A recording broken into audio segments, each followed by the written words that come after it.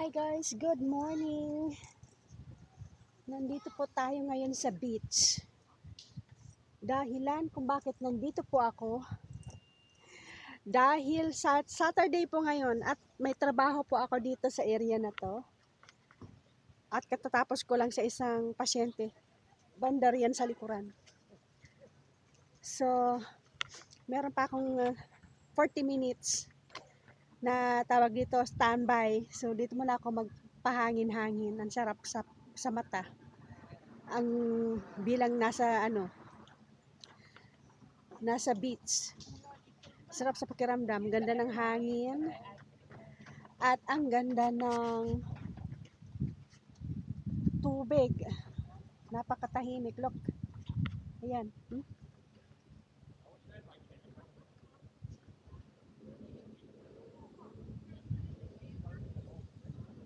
At meron ng mga naliligo. Ang lamig ng tubig siguro. Oh my gosh. I can't handle it. Super cold. Ayan sila. Oh. May nagkakayaking. May nagsuswimming. So this is the beach in Ontario, guys. Ito ang beach namin dito sa Toronto. Ontario Lake. No choice. Hindi naman siya maalat na tubig. Lake nga po eh. Tabang pumunta ng mga oras na ganito. Hindi pa mainit masyado. Time check is 10:30. So, meron ako pasyente dyan sa likuran, sa McLean and Queen. Around, time niya is 10 to 11. Natapos ko agad yung trabaho. So, meron pa akong natitirang ilang minutes. Dito muna tayo magpahinga at maglanghap ng sariwang hangin. Ang ganda guys, oh my gosh. I wish ang bahay ko ay malapit dito. And yung mga bahay na nandito guys sa tabi ng ng beach, super mahal. So, sobrang swerte ng mga nakatira dito na malapit sa beach. Ang ganda. Anyhow. Sana manalo tayo ng loto para makabili ng bahay malapit dito rin. Hari nawa. So, ito. It feels so refreshed. Ang ganda ng hangin.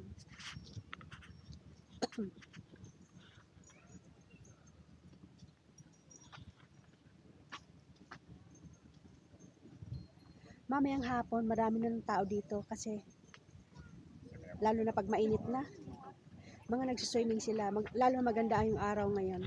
So, see, wala siyang cloudy. Kamukha kahapon rain.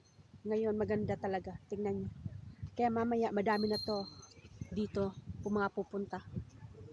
So, ito, konti pa lang yan. Pag mayang hapon na, madami na yan siya. Subali ang bibisitahin ko lang ngayon is lang sila 7 guys. Sana wala nang magdagdag. Dahil nakapagod din pag madami. So 7 is good enough for me. Tama na yun. Anuhin mo naman na napakadami. Diba? Napakadaming pasyente. Tama na yun, 7. So 7 today, so bukas meron akong 10. Binawi naman the next day. Yeah, every Sunday talaga meron parati akong 10 talaga yan siya. 10. Yun yung regular ko na sa listahan. Wala na. Kung meron man idagdag, mga isa lang, so magiging 11. Pero today, every Saturday, ano talaga lang ang meron ako, 7. Kaya lang, naging 6 dahil yung isa pumunta ng cottage for 3 months stay sa cottage, and then supposed to be 6 lang ngayon, so dinagdag yung isa dito sa McLean and Queen, so naging 7. So meron akong 7 today. And anyhow, ang laki na aso dito sa area na to. Pasyalan ng mga aso din, hindi lang tao, pati aso.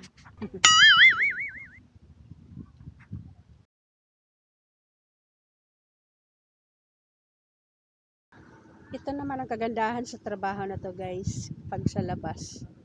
Kasi pag may natitira ka pang mga oras na halimbawa natapos mo yung trabaho mo na maaga, pwede ka makapamasyal-pasyal dito. Kamukha nito, kung may na-assign sa'yo na malapit sa beach, di makakapagpasyal ka dito sa beach, diba? Kamukha ng sitwasyon ko ngayon. So, upo-upo muna dito, pahangin-hangin, diba? So, yun naman ang ng kagandahan ng trabaho na to. Pag sa community, makakapag run errands, kung ano yung mga dapat mong personal na run errands ba.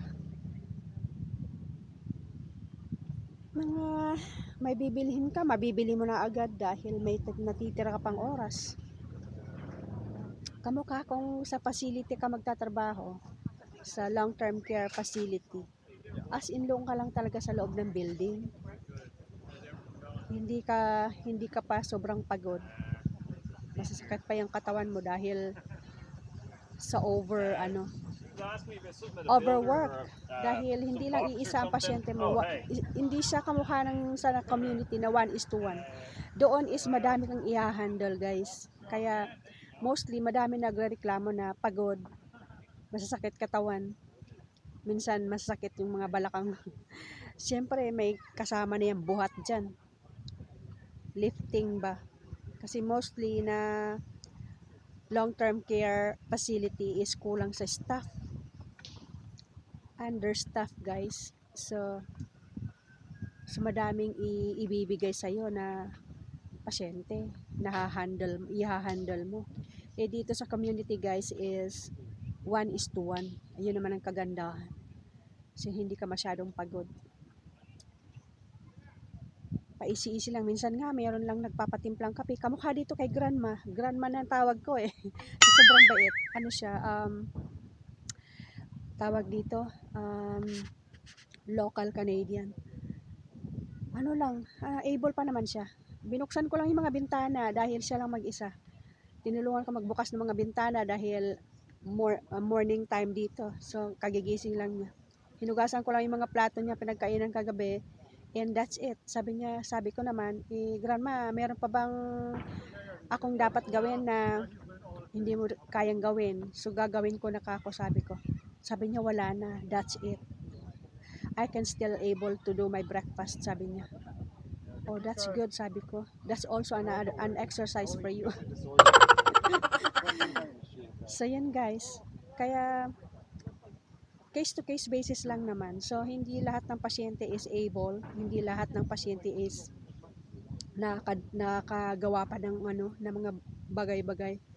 Meron din naman na bedridden na talaga, yun ang gagawin mo lahat. So anyhow, ganito talaga yung trabaho. Pag ganito ang pinasukan mo trabaho, huwag kang maso-surprise. Kaming nagtatanong na pumasok sila ng school, PSW ang inaral dito. Most of them mga lalaki, most of them mga babae din.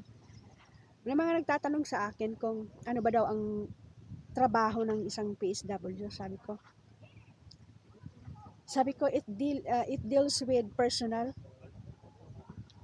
Sabi ko mostly personal. Sabi ka kaya nga personal caregiver, PSW. personal, minsan kung hindi siya able na maghugas ng puwet niya, pupunasan mo, huhugasan mo yung puwet niya. So, you're going to wash their body, papaliguan mo, um, dressing, toileting, and then homemaking slightly. Minsan yung tawag dito, kung sobra ng dumi ng ano nila, tawag doon, kasi hindi nga siya able na maglinis ng bathroom niya, syempre gagawin mo rin. So yun guys, ang ginagawa ng isang PSW. Toileting, dressing, feeding, and shower, so yun lang. And then syempre slight housekeeping, hugas ng plato, konting linis-linis, that's it. So yun guys ang trabaho ng isang PSW. Kaya maraming nagpumasok na PSW na nagba-back out after, kasi hindi nila alam na maghuhugas pala daw ng puwet. Sabi ko, nag-training ka, hindi mo alam, hindi ba tinuro sa'yo yan? Tuturo ng ano yan, ng teacher. Kaya wag kang wag mong sasabihin na, ay, maghuhugas pala ng ibang puwet. Maghuhugas ka pala, hahawak ka pala ng puwet ng sabi ko, kaya nga, ayan ang trabaho. Ito ang trabaho na napakahirap talaga. It's a hard job guys, being a PSW. So, yan ang reality ng isang trabahong ganito na PSW, personal support worker. So don't be surprised kung hahawak ka ng tae. Pero may mga gloves naman, personal equipment, PPE. So like gloves, mask, provided naman yan ng company. So don't worry, kahit na mag-double mask ka dyan, it's okay. Kasi provided naman ng company yan. And gloves. So yan guys, ang trabaho ng isang PSW dito sa Canada.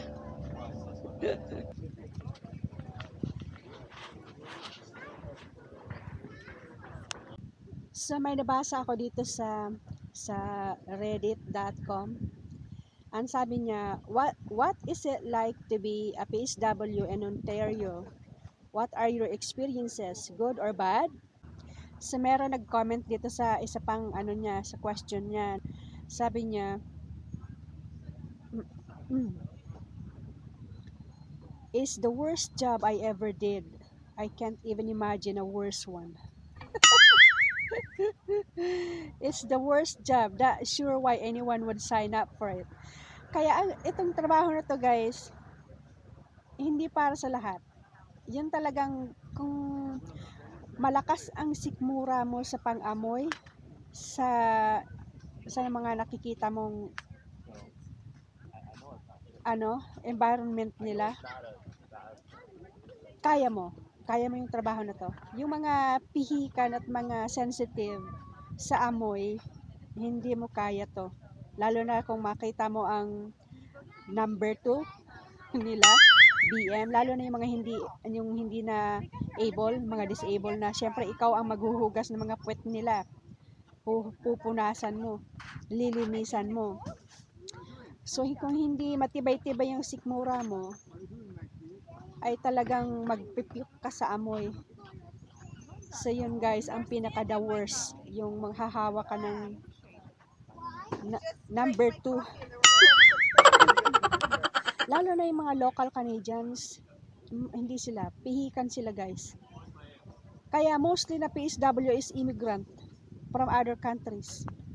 Mostly na kumukuha ng personal support worker is immigrant guys, mga immigrant. Bihira ka na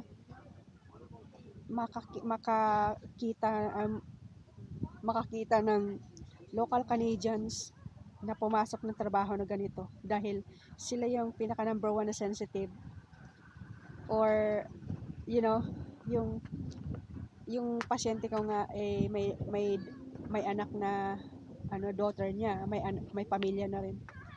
So isang beses wala yung mga caregiver nung nanay niya. So siya gumawa nung nung trabaho. And one day guys, nag-give up. Sabi niya, this is a tough job, sabi niya. Oh, even she's my mother. I can't handle, sabi niya. I can't handle the, you know, uh, touching or cleaning cleaning her bum bum and all that, sabi niya. Hindi talaga pikan sila guys. Sa amoy pa lang halos magpyok-pyok na. So yun guys, there are negatives and there are positives.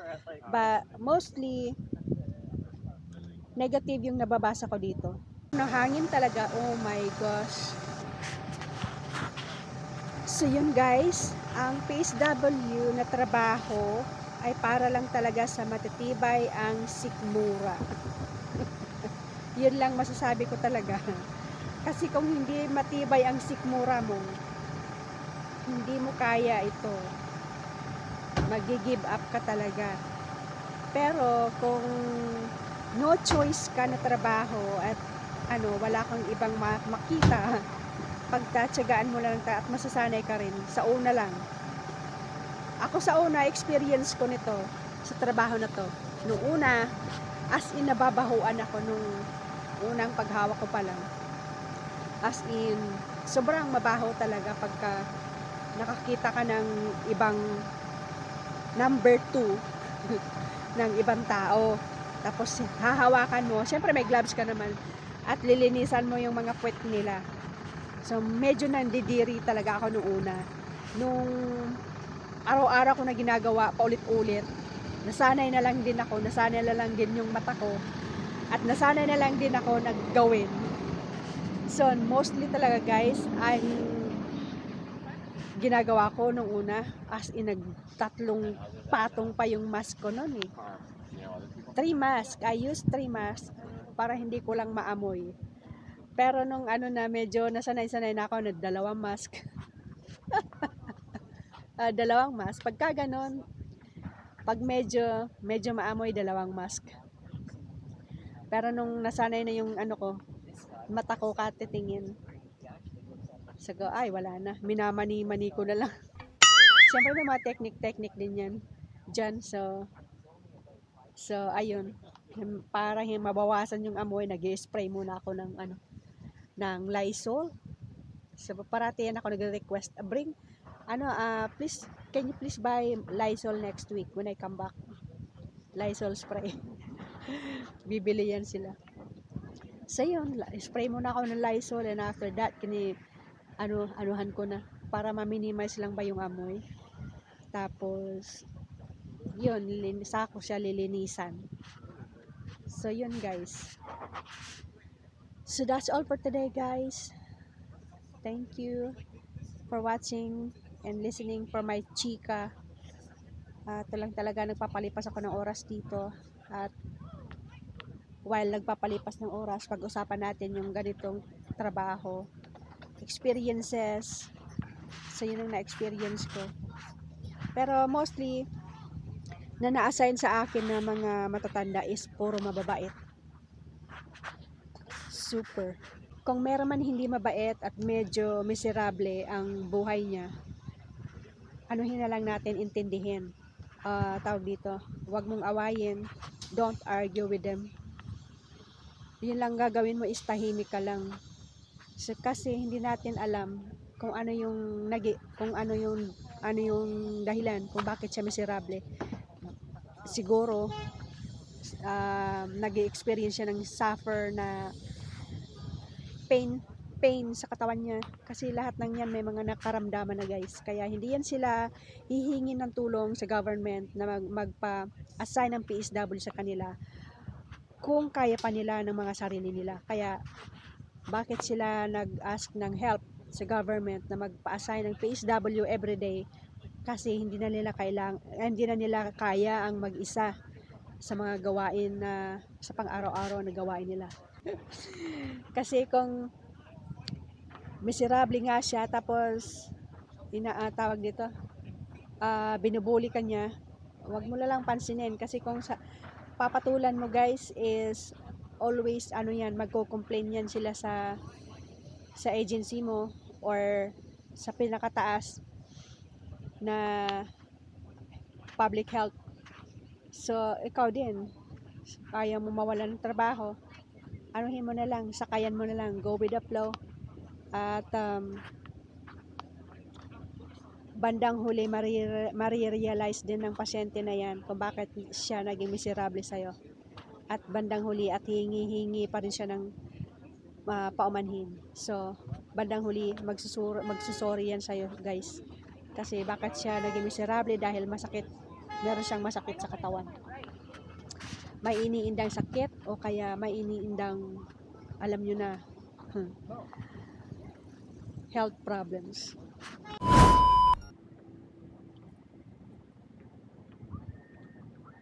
So ito, $10 plus ito $1.99 sa buko juice.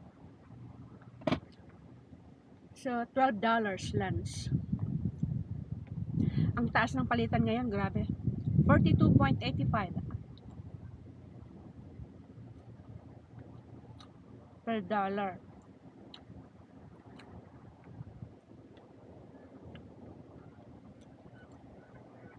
Naghahanap sana ako ng banana Q, kaya lang wala silang ginawang banana Q today. Walang banana Q sa seafood. Himala. Naubusan siguro ng saging na saba. So sabi ko, tumitingin naman ako doon sa lahat. Puro naman fried lahat. Nakakatakot. Babay. Ingat, ingat. May babay. Ha? Papunta na kami kan. Kasama ko si Geraldine. Papunta na kami kay kay Georgina. Bye! Mwah! Sila na naman yun. Si Bunso O akala ko yung bata mo. Ay, alam mo naman si Bunso. Ba't kayo ini-istorbo niyan? Alam mo, hindi siya marunong, mula siya sa Gower, hindi siya marunong pupunta sa Abono Incentive. Diyan sa may, gina-shortcut ba natin? Yeah. Kung saan-saan na siya nakasate. Si Blackstone na ako. Sa may ay bumalik naman to sa may Gower, sabi niya. Sabi ko, ako ang mag-GPS ngayon. Sige, diktahan kita saan. Ay, kagawin na bata. Ayan, nandito na po kami sa sinundo ko po si Maria. Asa na? May ano na naman? May kamera ka? May pagtutulungan kami dito na isang Maganda ang kamera mo. Saan mo na naman yan nabili? naku, lumang camera yan. Uy, Ay! mag-wave ka, say hello. Ang init-init. Grabe. 5 hours lang ako ngayon. Pero 30 degrees kanina eh. Wala akong high blood, ga. Awa ng Diyos, wala naman akong mga ganyan-ganyan. Wala kayong history? No history, yeah. Yung tatay ko, ang ikinamatay nun is kidney. Kamaas yung creatinine. Na, ano siya ha? Sugar yun. Nagainom siya? Aside from that, Oo, ginom. walang ibang sakit. Both sides. Ano yan? Nagme-maintenance ka na ba? Oo. Pag edad ko ng 45, 5 years na. What? Oo. Ako wala pa. Kasi, I'm 48 years old. 45 ako magda. Kasi di pa nagtatrabaho ako ng panggabi. May client ako na kasi hindi ko na panggabi. Sabi nag-legit ako kahit wala Ay, ga! I-interrupt kita. Ito kasi, may pumasok na PSW, nag-aral, nag-training. Ngayon, nag-back out dahil hindi niya daw alam bakit daw magpupunas ng puwet. Saan yun? Nabasa ko lang doon sa Quora.com. Saan siya nakagraduate? Tulad ng mga PSW hindi marunong mag-manilip. Sabi ko nga, "Hay." Dito sa Ontario. Sabi ko, "Where did you finish your PSW?" Tawag dito, sino ba sa inyo dyan nagtatrabaho ng PSW? Can you share your experiences? So, because, sabi niya, meron nag-comment na, I quit because I didn't know it's gonna go wipe somebody's asses. Holy cow! Oh my gosh. Sabi ko, nag-training ka pa at tinuturo yan sa training, hindi mo alam. Maghugas daw ng puwet ng iba. May tililing na naman yung pasyente namin. Tililing. Oh, guys, sometimes nagpapapasok siyang maaga. Sometimes nagpapapasok ng saktong oras. Hindi mo maintindihan.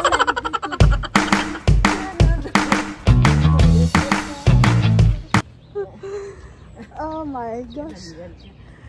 Eto, last na namin dito, guys. At pauwi na kami after this. Nagbalik. Ayun, oh. Yun ang pasyente namin.